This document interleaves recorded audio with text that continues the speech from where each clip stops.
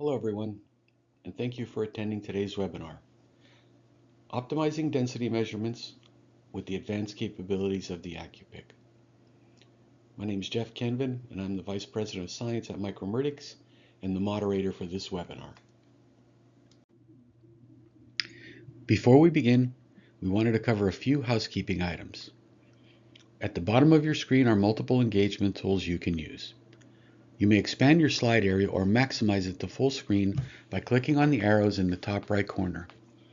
If you have any questions during the webcast, you can submit them through the Q&A. We'll try to answer these during the webcast, but if we run out of time, it will be answered later via email.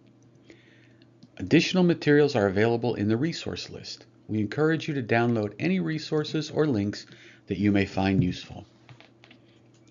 Some networks cause slides to advance more slowly than others, so logging off your VPN is recommended. If your slides are behind, pushing F5 on your keyboard will refresh the page. If you experience any problems during the session, you can find answers to some common technical issues located in the Help Engagement tool at the bottom of your screen. An on-demand version of the webcast will be available after today's webcast and will be emailed to you once the session has concluded. I'm pleased to introduce today's speaker, Jack Saad. Jack has more than 20 years of experience in the field of material characterization, with extensive experience in the pharmaceutical industry and with micromeritics. His expertise includes techniques for particle size and pycnometry. Jack received his Bachelor of Science degree in chemistry from the University of Georgia. I've had the pleasure of working with Jack for more than a decade. Jack is currently an Applications Scientist at Micromeritics and has led our efforts to create online training and education for users of Micromeritics instruments. Jack, it is a pleasure for me to introduce you today. We're so glad you could be here today to share your insights on optimizing density measurements with the advanced capabilities of the AccuPyc. Thank you for the introduction. Again, my name is Jack Saad, and I'm a Senior Applications Scientist with Micromeritics Instrument Corporation. Today, it's my pleasure to present this webinar on optimizing density measurements with the advanced capabilities of the AccuPyc. So I'll start with a brief history of gas pycnometers, then go into a background of gas pycnometry and the calculations that are used by the instrumentation, and then go over the new features in the AccuPyc III 1350, including accounting for gas properties, AccuTemp thermoelectric temperature control, gas expansion direction, and then optimizing methods for speed and accuracy. So going through all these parameters and what we can do to optimize our methods, and then some case studies that include solids, liquids, and slurries. Micromeritics was incorporated in 1962 and introduced the first gas pycnometers in 1967. Here you can see the generations of change throughout the years. Some of these models are still in use today. Micromeritics introduced the AccuPyc III 1350 model gas pycnometer in 2023. The key new features I'll be discussing today are accounting for the non-ideality of gases, AccuTemp thermoelectric temperature control. This goes from 4 degrees up to 60 degrees centigrade, and then reversible expansion of gases. Taking a step back and looking at the origin of this method, it's based on Archimedes, 250 BC. It's accounting for the true volume of a material with an irregular shape. A gas pycnometer measures the volume of a gas displaced by the sample. We determine skeletal volume by this technique, sometimes referred to as true or absolute volume. This is for the sample only, includes closed pores, but does not include the surface openings or surface pores. Skeletal density is the sample mass divided by the skeletal volume.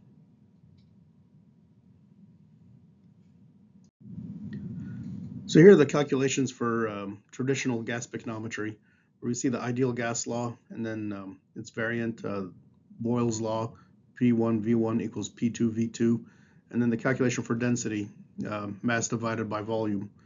And then the traditional flow directions, when you have a sample chamber filling first, then expanding into the reference chamber, and then conversely, the reference chamber filling first and then expanding into the sample chamber.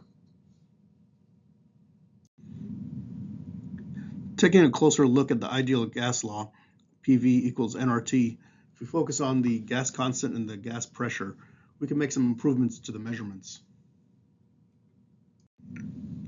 Since gases rarely behave in an ideal manner, we had to take a look at including the compressibility or non-ideality factor of the various gases and include them in the gas constant, R.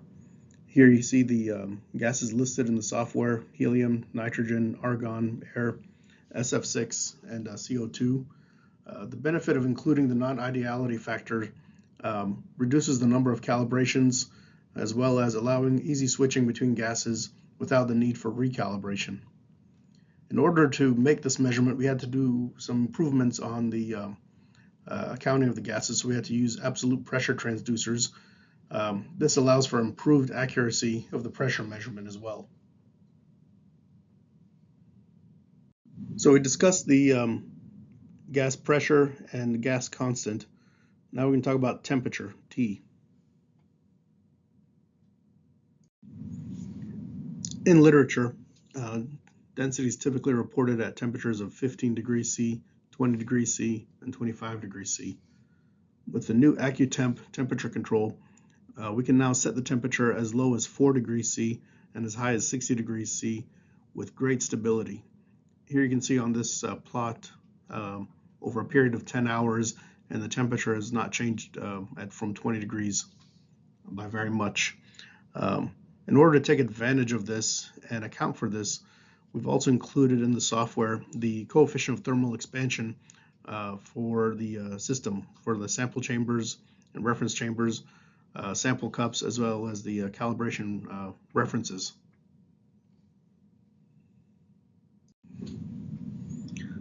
So we talked about already pressure, gas constant, R, and improved temperature control. And now we're going to look at the flow path. So you have the orientation of sample first versus reference first. Sample first, the gas comes in from the source, fills the first chamber with the sample, pressurizes, and then expands into the next chamber and pressurizes, and we'll record P1 and P2. V1 is going to be from the calibration, and the resulting value will be V2, which is the volume of the displaced gas or the sample. And then it'll go out to the vent. And when you look at the reference first, the reference chamber will fill up first with the gas. You get your P1 from here, expands into the reference chamber, or the sample chamber rather, and you'll get P2 from that. After the sample chamber, it'll go out the vent. In principle, you get the same result regardless of which direction you choose.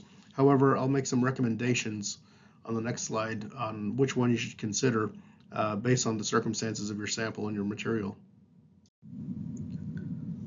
Some of the recommendations for using the sample first, or sample chamber first, would be easy method transfer from previous AccuPyc models. We also found that it works better when using inserts.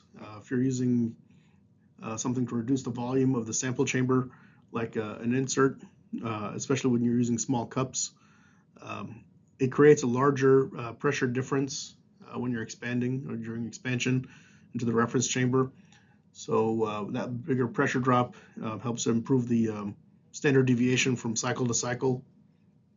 Additionally, if you have at least 50% or higher skeletal volume on the nominal volume of the cup, the reference or sample first works well. Again, for the same reason, where you'll have a bigger pressure difference from sample chamber into the reference chamber. And then for choosing the reference first, that's definitely recommended for liquids and slurries, where you could possibly have vapors or some liquids, blowing off. You want to fill reference first, then go expand into the sample chamber. From the sample chamber, it'll go out the vent, and it won't go into the system. Same thing for any kind of unprepared samples where you may have some volatiles or oils on the surface.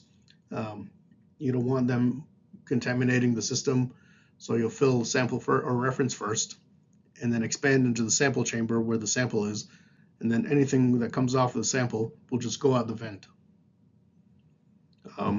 These two, of course, reduce the possibility of contaminating the reference chamber and keeping the system clean.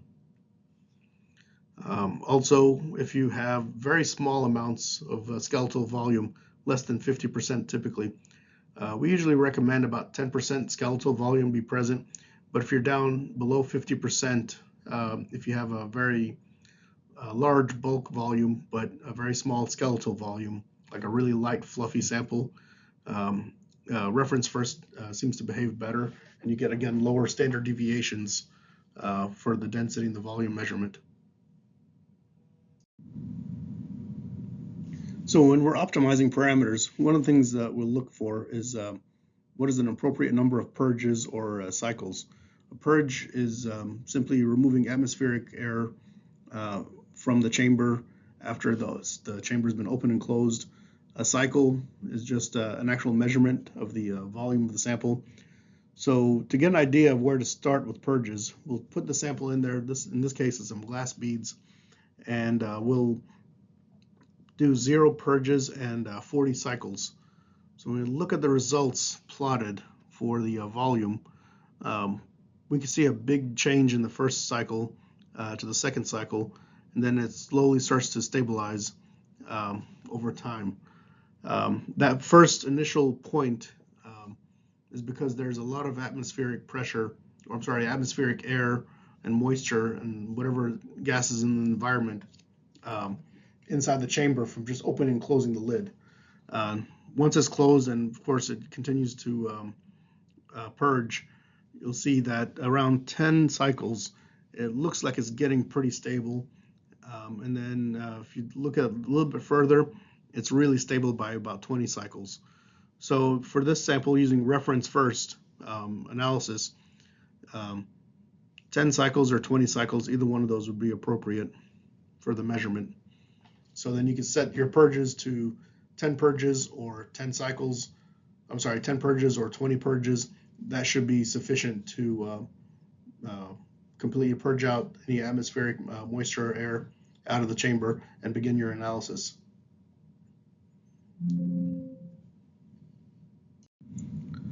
So then we perform the same analysis, 0 purges and 40 cycles, but this time we're using sample first for the measurement. And we looked at the same glass beads. Of course, we opened up the chamber, closed it back up, removed the cup, and then placed it back in, closed it.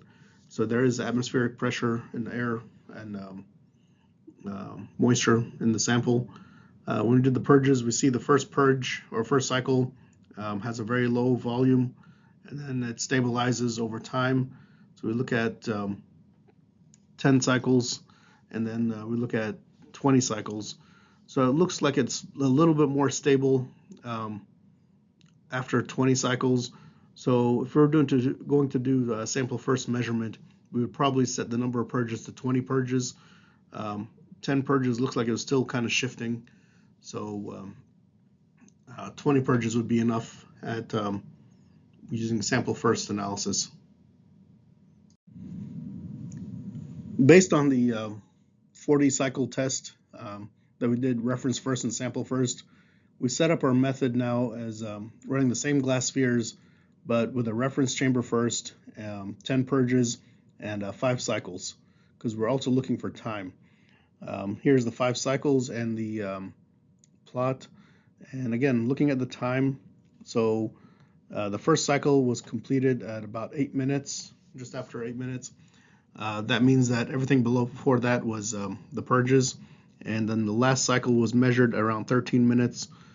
So the analysis time is reasonable. And then we look at the standard deviation for the volume and the density, and those look to be reasonable. Looking at, again, the plot, we see it's a very linear plot, so expect that from near 0 standard deviation for the density.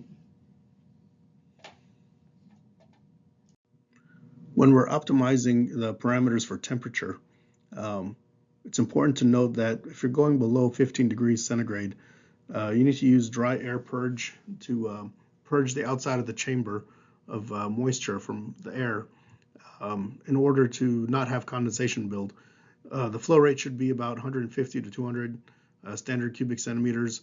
The dry air port is in the back of the instrument. You can see it here in this image. You could use dry compressed air from a gas cylinder or from house air from like with a dryer in place.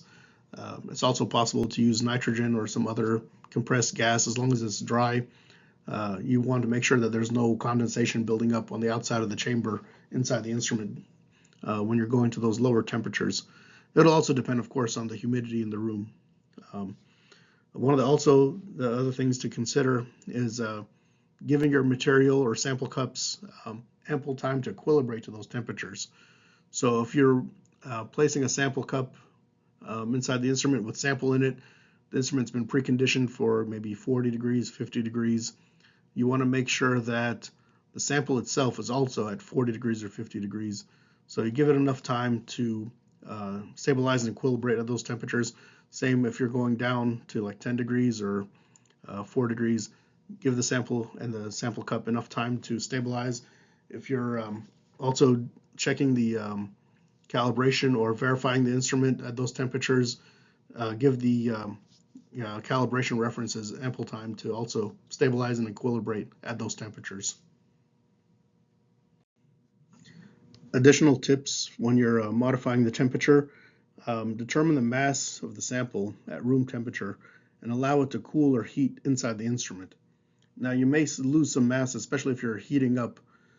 So if you are going to weigh the sample after the analysis, allow the sample to get back to room temperature or 20 degrees inside the instrument before removing.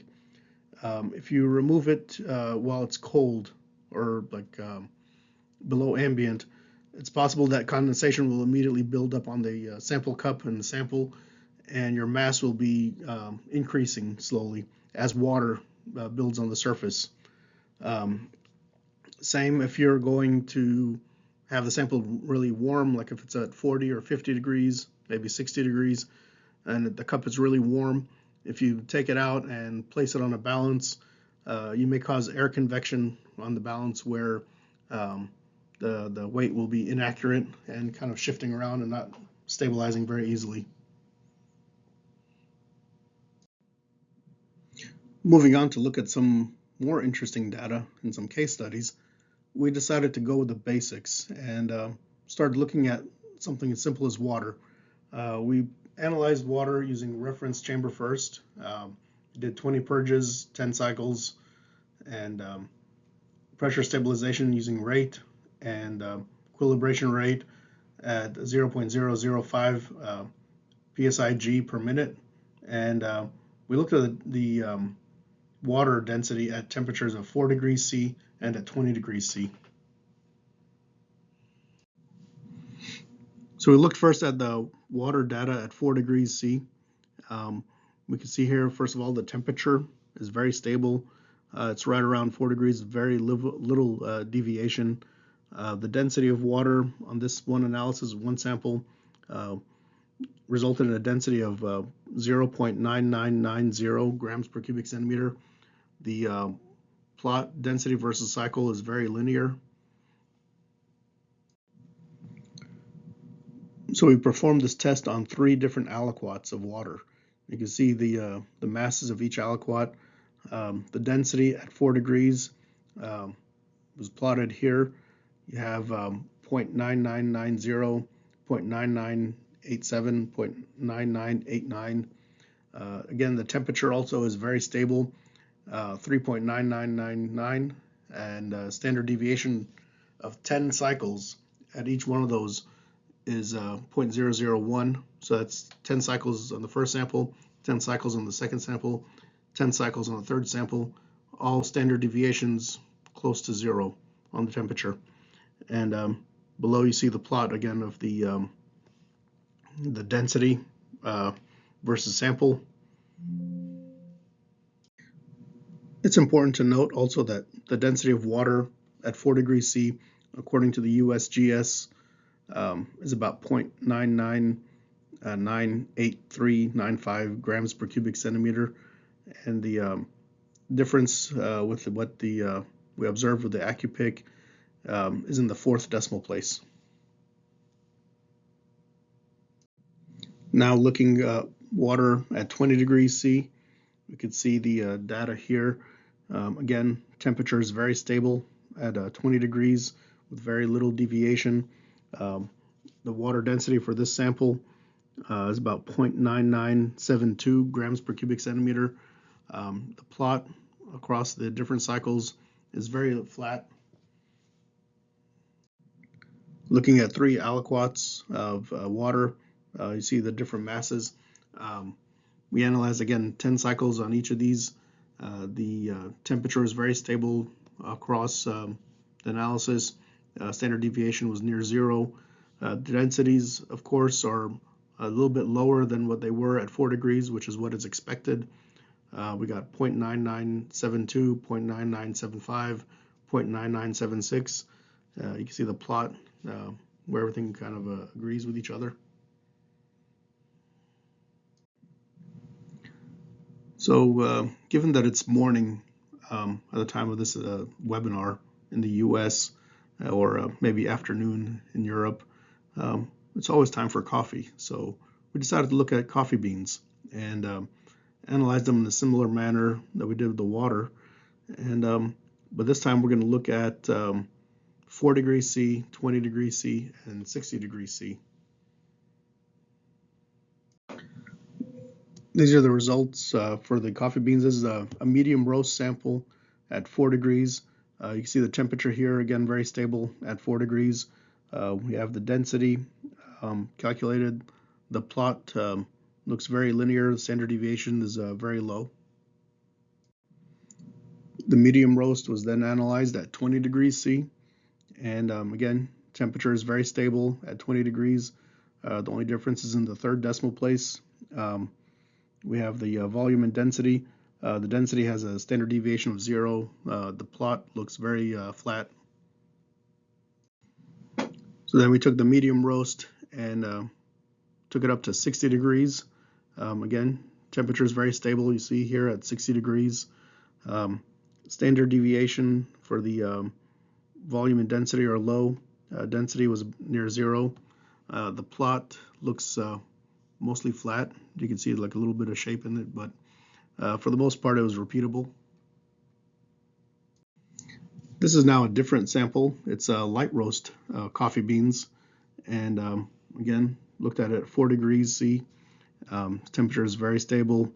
The volume and density were also very stable, very low standard deviation. The plot over here on the right is relatively flat. We took this sample up to 20 degrees. Again, temperature is very stable, 20 degrees.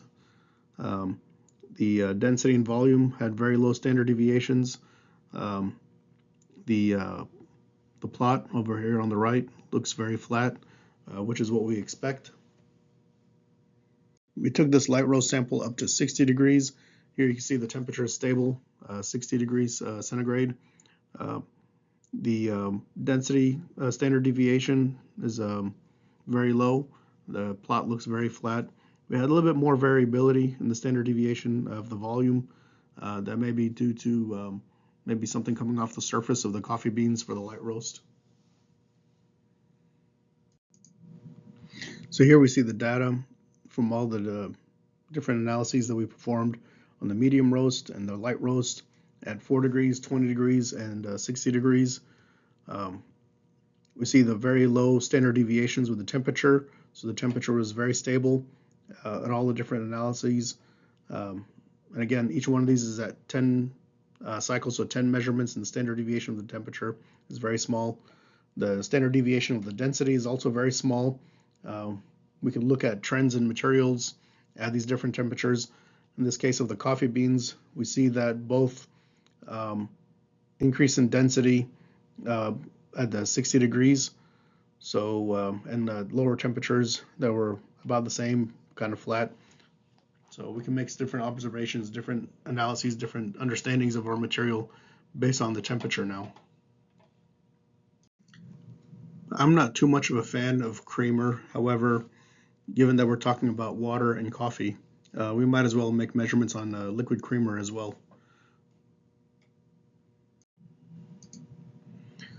We can see here the results of the analysis we performed using 20 purges, 10 cycles, the same as before that we did on the water and the coffee. We see that the density of liquid creamer at 4 degrees is about 1.0276.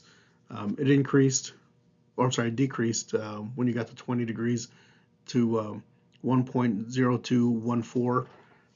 So that slight change there is kind of interesting if you're looking at materials that are need to be stored in a refrigerator or processed and somehow in a refrigerated condition below ambient at as low as 4 degrees.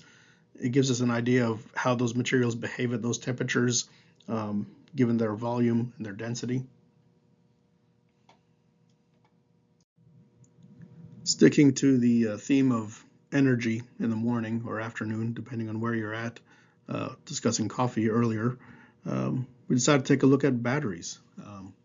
We looked at some battery materials like NMC, LFP, and graphite powders. These are all solid powders. We wanted to analyze each powder for density at different temperatures. We started at 60 degrees and then measured down to 5 degrees C, and we went down in 5-degree increments using nitrogen, 20 purges, 10 cycles. We were not quite sure what to expect, but we made these measurements. This is lithium, nickel, manganese, cobalt oxide, or for short, lithium NMC powder. You can see at 5 degrees, you have a density of about 4.665, and towards the end at 60 degrees, the density looks like it's going up.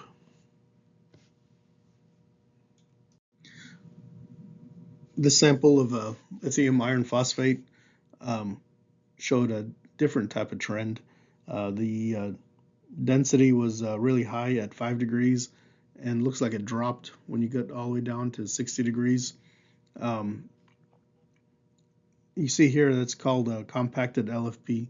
We found that this LFP material had a very, very low skeletal volume compared to the bulk volume. So we had to compress it to get enough sample in the cup to get good measurements of the different temperatures.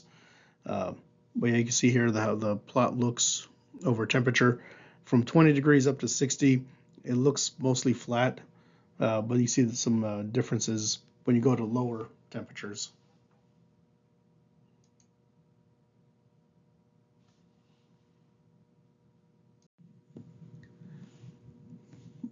This graphite anode powder seemed to behave the most ideal. Density gradually dropped as the temperature increases. This makes sense for most materials because as the temperature increases, you expect the thermal expansion that the material will gain volume or increase in volume. Here you see starting at 5 degrees, around 2.3 grams per cubic centimeter, and by about 60 degrees, it's about 2.29 grams per cubic centimeter.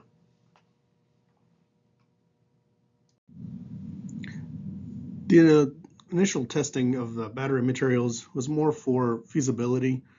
We can see that we can make these measurements in a wide range of temperatures. Some further method optimization may be needed. Things like preparing sample outside the instrument, starting analysis at low temperatures and slowly increasing, repeating the testing to confirm results, maybe performing with different gases. But the main thing is looking at the possibilities that are there when looking at these materials at different temperatures, monitoring their changes or trends with temperature, looking at their density, looking at their volume, and things like that. And then it just opens up a whole another level of possibilities. The next type of samples we were looking at are slurry samples. In this case, we're looking at a calcium carbonate. This is actually the reference material and the preparation for reference material on our Cetograph particle sizing instrument. We prepared 80 milliliters of the slurry by adding 5 grams of the calcium carbonate powder to 0.2% sodium hexametaphosphate and water by weight.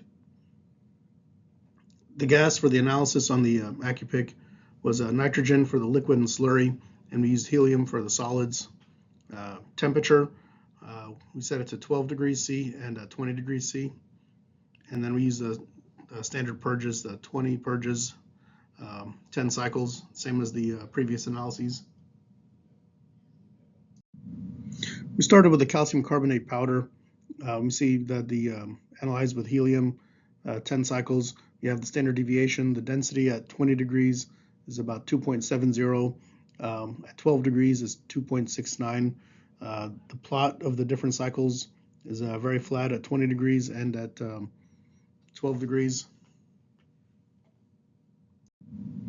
Next, we looked at the dispersion liquid, the 0.2% sodium hexametaphosphate in water. We can see the density of the solution at 19 or 20 degrees, actually 19.998, is about 0.9993. The density at 12 degrees is about 1.0003. So it's just a very small difference given the temperature. We see the results. There's a nice flat line. Standard deviation, as you can see, is 0. When we analyze the slurry, the 5 grams into 80 milliliters, at 20 degrees, the density of the slurry is 1.0427, low standard deviation. At 12 degrees, it was 0.0440. Again, nice flat line. So the no deviation, very little minimal standard deviation for this sample.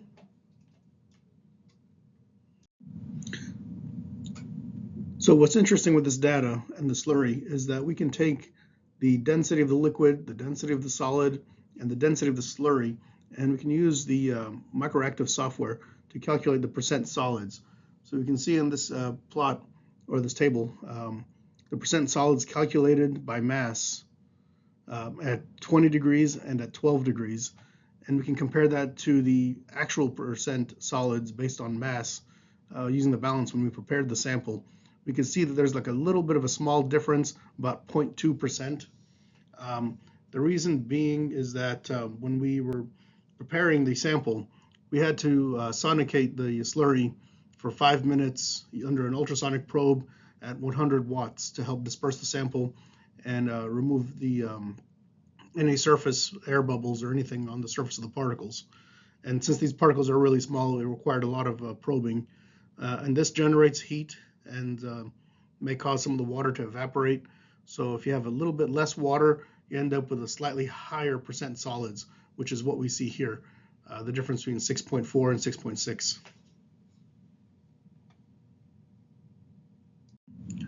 Some additional accessories that are available that are highly recommended.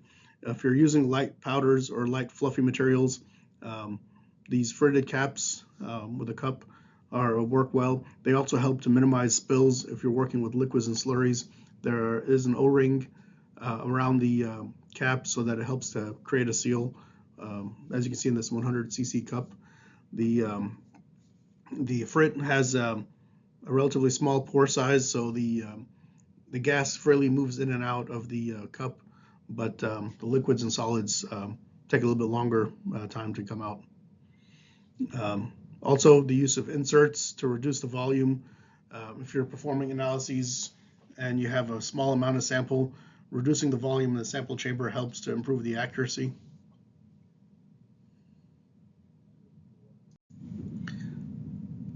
Reviewing the case studies that were presented today and some of the testing that we performed, we can conclude that the low standard deviation for temperature measurements demonstrates excellent temperature control. The improved pressure measurements and accounting for gas compressibility also result in very low standard deviations for density and volume from cycle to cycle and analysis to analysis. Additionally, evaluating fill direction optimizes speed and accuracy for the measurement. The versatility of the AccuPyc III provides an expanded range of applications and possibilities, going back and looking at things at refrigerated temperature at 4 degrees C, looking at things at 10 degrees, looking at 15, 20, 25, as well as elevated temperatures, looking at powders and powdered materials like for batteries over an expanded temperature range, and looking at differences and changes in volume and density, calculating percent solids of a slurry at different temperatures, maybe refrigerated temperatures or at room temperature, or maybe even elevated temperatures, and calculating a percent solids at those temperatures. So the possibilities are endless. The application areas are really wide and open and brand new.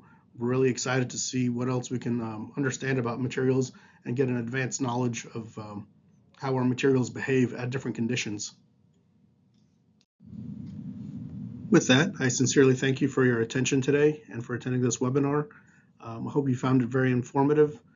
Feel free to contact us with any questions or comments anytime in the future. And I think we're going to open up for questions now.